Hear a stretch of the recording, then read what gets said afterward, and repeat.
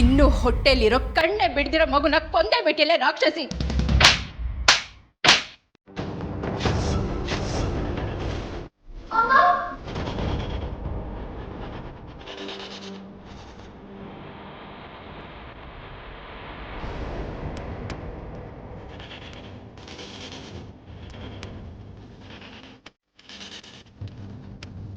ರಕ್ತ ಬರ್ತಿದೆ ಇಲ್ಲಿ. ರಕ್ತ.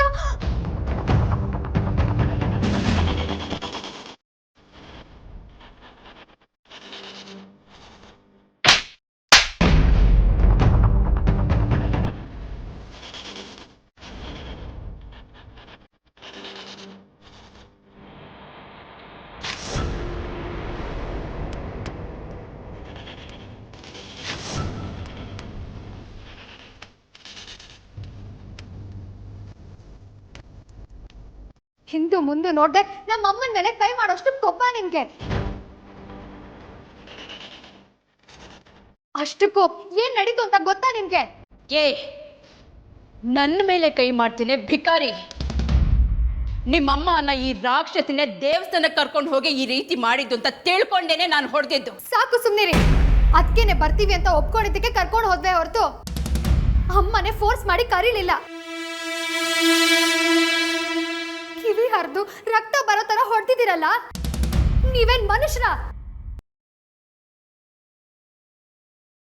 ನಾವು ಬಡೂರು ಅಂತ ಎಲ್ಲ ತಪ್ಪನ್ನು ನಮ್ಮ ಮೇಲೆ ಹಾಕಿ ಹೇಗ್ ಬೇಕಾದ್ರೂ ನಡ್ಸ್ಕೊಳ್ಬೋದು ಅಂತಾನ? ಎಷ್ಟೇ ಮಾತಾಡ್ತೀಯ?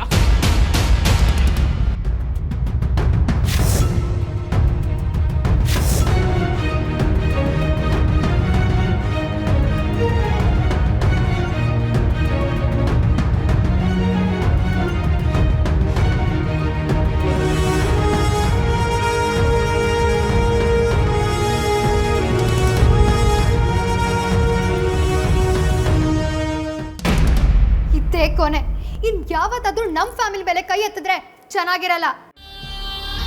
ಈಗ್ಲೂ ನಾನು ನಿಮ್ಗೆ ಮರ್ಯಾದೆ ಕೊಟ್ಟೆ ಮಾತಾಡ್ತಿದ್ದೀನಿ. ನೀವು ಅಷ್ಟೇ, ಇನ್ ಮುಂದಾದ್ರೂ ಕೊಟ್ಟು ತಗೊಳ್ಳೋದನ್ನ ಕಲ್ತ್ಕೊಳ್ಳಿ. ಪದ್ಮ, ಯಾವುದೋ ಬೀದಿಲ್ ಹೋಗೋ ನಾಯಿ ನನ್ನ ಮೇಲೆ ಕೈ ಮಾಡ್ತಿದ್ರೆ ನೋಡ್ಕೊಂಡು ಸುಮ್ಮನಿದ್ದೀರಾ? ಆಚೆ ಕಳಿಸಿ ಇದನ್ನ ಮೊದಲು. ಸುಹಾಸಿನಿ, ಮೊದಲು ನನ್ನ ತಂಗಿ ಮೇಲೆ ಕೈ ಮಾಡಿದವ್ರು ನೀವೇ ಅಲ್ವಾ?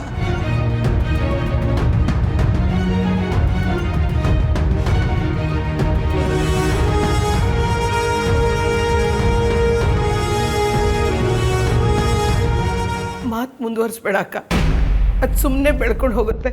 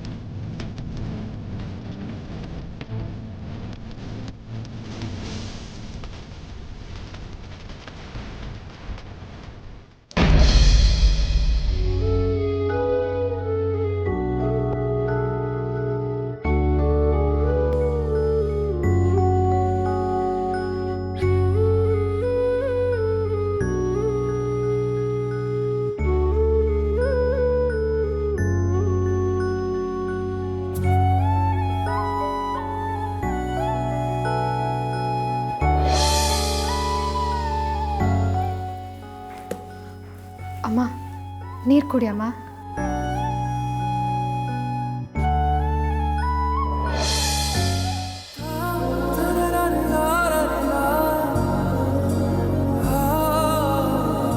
ಕುಡಿಯಮ್ಮ. ಆಸ್ಪತ್ರೆಯಲ್ಲಿ ನಡೆದ ವಿಚಾರನ ನಿಮ್ಮಪ್ಪನ ಹತ್ರ ಹೇಳಬೇಡಿ. ಅವ್ರು ಇದನ್ನೆಲ್ಲ ತಡ್ಕೊಳ್ಳಲ್ಲ, ತುಂಬ ಸೂಕ್ಷ್ಮ, ಬೇಜಾರು ಮಾಡ್ಕೊಂಡ್ಬಿಡ್ತಾರೆ. ಆಯ್ತಮ್ಮ, ಹೇಳಲ್ಲ. ನಾವೇನೋ ಹೇಳಲ್ಲ, ಆದರೆ ಕಿವಿ ಗಾಯ ನೋಡಿದ್ರೆ ಅಪ್ಪಂಗೆ ಗೊತ್ತಾಗಲ್ವಾ?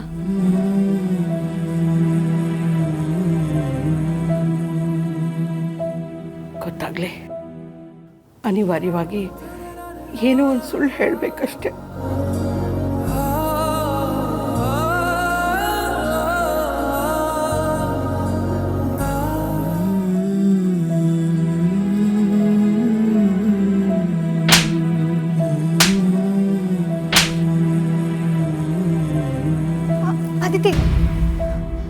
ನಿನಗೆ ನನ್ನ ಮೇಲೆ ಕೋಪನಾ? ಕೋಪ ಅಂತೇನೂ ಇಲ್ಲ ಅಕ್ಕ. ಅಲ್ಲಿ ನಾನು ಕೈ ಎತ್ತಿರಲಿಲ್ಲ ಅಂದಿದ್ರೆ ನೀನೇ ಕೈ ಮಾಡ್ತಿದ್ದೆ ಅಂತ ನನಗೆ ಗೊತ್ತೋದಿತಿ. ನಾನಾಗೆ ನನ್ನ ಕೈ ಮಾಡೋದು ಬಿಡು.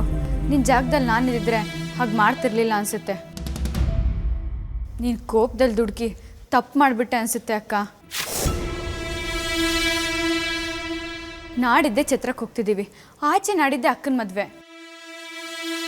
ಪರಿಸ್ಥಿತಿ ಇಷ್ಟು ಗಂಭೀರ ಇರುವಾಗ ವಿಕ್ಕಿ ಬಾವ ಅಕ್ಕನ ಮದುವೆ ಮಾಡ್ಕೊಂಡು ಕರ್ಕೊಂಡೋದ್ರೆ ಅವ್ರ ಮನೇಲಿ ಒಪ್ಕೊಳ್ತಾರ?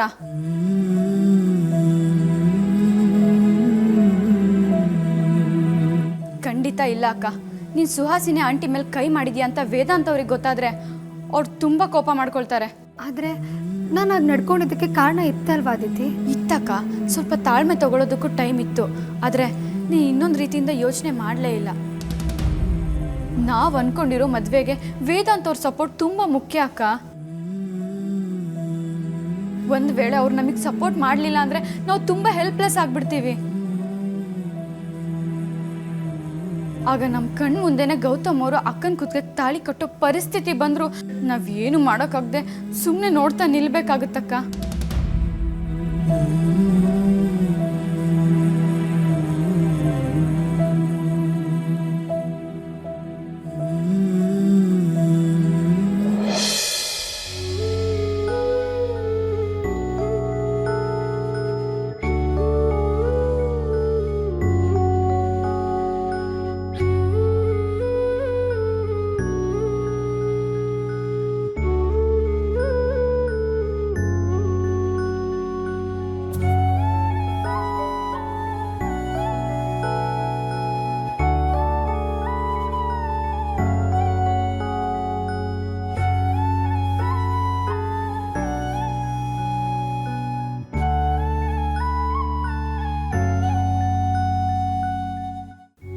ನನಗೇನು ಹೇಳಬೇಕು ಅಂತಲೇ ಗೊತ್ತಾಗ್ತಿಲ್ಲ. ಎಲ್ಲ ಮುಗ್ಮೇಲೆ ಇನ್ನೇನನ್ನ ಹೇಳೋಕ್ಕಿರುತ್ತೆ. ನಾನು ಅಂತದಷ್ಟು ಅಷ್ಟೇ. ಇದೇ ಕೊನೆ ಅಂತ ಅನ್ಕೋಬೇಡ ಪುಟ. ಎಷ್ಟೋ ಸಲ ಲೈಫಲ್ಲಿ ನಾವು ಎಕ್ಸ್ಪೆಕ್ಟ್ ಮಾಡದಿರೋ ಸಿಚುವೇಶನ್ ಮುಂದೆ ಬಂದು ನಿಂತ್ಕೊಳ್ಳುತ್ತೆ. ನಾವು ಗಟ್ಟಿಯಾಗಿರ್ಬೇಕಷ್ಟೆ. Life has to move on ಅಲ್ವಾ? ನಾನು ಸ್ವಲ್ಪ ಜಾಗ್ರತೆಯಿಂದ ಇದ್ದಿದ್ರೆ ಈಗ ಆಗ್ತಿರ್ಲಿಲ್ಲ ಅನ್ಸುತ್ತೆ ಅಣ್ಣ. ಒಂದು ಕೆಟ್ಟ ಘಟನೆಯಿಂದ ಏನೇನೋ ಆಗೋಯ್ತಣ್ಣ. ಈಗ ಹೊರಗಿನ ಪರಿಸ್ಥಿತಿ ಹೇಗಿದೆ? ಹೊರಗಡೆ ಏನಾಗಿದೆ? ಹೊರಗಡೆ ದೊಡ್ಡ ಗಲಾಟೆ ಆಗ್ತಿತ್ತು.